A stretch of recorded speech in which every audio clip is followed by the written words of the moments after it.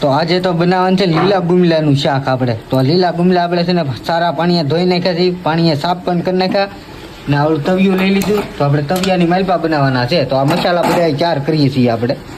તવિયું મેકી દીધું છે ચૂલા ઉપર, નાની માલપા કાંઈ નહીં નાખ્યું હોય. થોડીક વારમાં તેલ નાખવાનું છે આપણે. તો આપણે એક પાવડું ભરીને તેલ નાખી દીધું છે ને બીજું પાવડું નાખ્યું તો 2 પાવડા તેલ નાખવાનું. તેલની માલપા આપણે નાખી દીધી છે ડુંગળી ને હવે નાખીએ છીએ ટમેટું. તો તેલમાં પેલા ફૂલ તળવા દઈ ને કકડવા દઈ. તો નાખવા મળ્યા છે મીઠું, તો નાખી દઈએ હવે વઘાણી.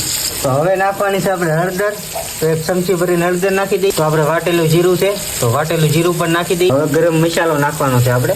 તો ગરમ મસાલો પણ નાખી દીધો છે. થોડીક વાર આપણે હલાવીએ પછી પાછા નાખવાનું છે આપણે લીલું ગુમલું. તો હજી મરચું નાખવાનું તો બાકી જ હતું. તો લાલ આપણે ફૂલ તીખું કરવા હાટું મરચું નાખી દઈએ. 1/2 ચમચી ભરીને મરચું નાખ્યું. આ લસણમાં આપણે ખાંડેલું છે. 1 પાવડું તેલ બળી ગયું તો આપણે બીજું પાવડું નાખી દીધું છે. આપણે પાણી નાખી દીધું છે ને લાલ ખોળ જેવું થઈ ગયું. ચાલો હવે નાખી દઈએ આપણું લીલું ગુમલું. તો લીલું ગુમલું આમ જુઓ ઝીણું આપણે વાતરેલું છે ને કાપી નાખેલું છે.